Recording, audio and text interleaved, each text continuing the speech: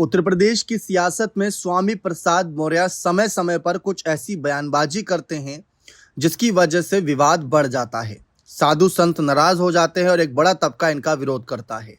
लेकिन इन सब के बावजूद जमीनी स्तर पर देखें तो ओबीसी वर्ग में इनकी अच्छी पकड़ मानी जाती है, ऐसा राजनीतिक विश्लेषकों का कहना है।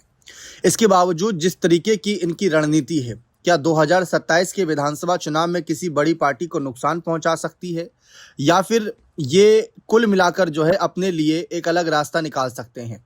देखिए, इसी पर लगातार इनको लेकर नजर बनी हुई थी कि क्या इनकी रणनीति रहेगी, किस तरीके से आगे ये उतरेंगे, किसके साथ उतरेंगे, सबकी इसी बात पर नजर थी।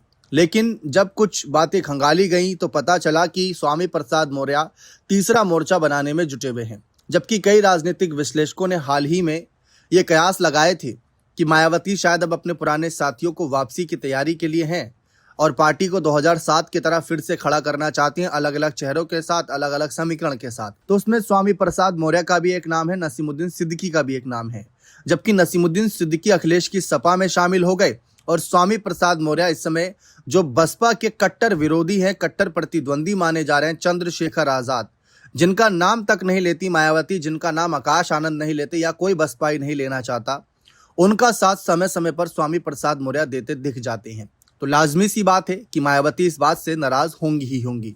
तो ऐसे में जब गठबंधन की बात आती है तो सबका यही कहना है कि अब स्वामी प्रसाद मौर्य ना तो भाजपा, ना ही सपा और ना ही बसपा, वह चंद्रशेखर आजाद की आजाद समाज पार्टी के साथ कोई गठबंधन कर सकते हैं और कुछ सीटों पर अपनी रणनीति स्थिति स्पष्ट कर सकते हैं।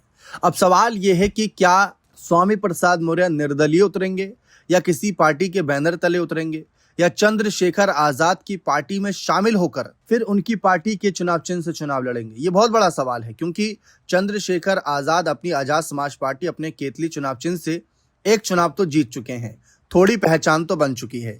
जबकि लोकसभा चुनाव 2024 में स्वामी प्रसाद मौर्य ने अपनी पार्टी के बैनर तले चुनाव लड़ा था। चुनाव आयोग ने जो चुनाव चिन्ह दिया था उसके सहारे मैदान में उतरे तो इनको हार का सामना करना पड़ा, बहुत पीछे थे।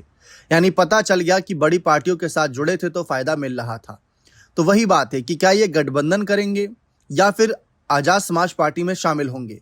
फिलहाल तो गठबंधन के आसार ज्यादा दिख रहे हैं, लेकिन यह भी सवाल है कि क्या चंद्रशेखर सीट बंटवारे में सहमति जताएंगे, क्या होगा फैसला।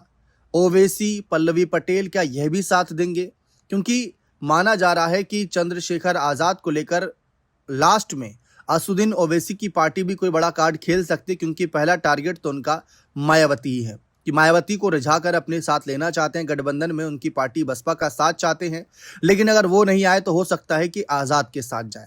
हाल ही में चंद्रशेखर आजाद और स्वामी प्रसाद मौर्य की मुलाकातें भी हुई थी, जिनकी तस्वीर खूब वायरल हुई थी।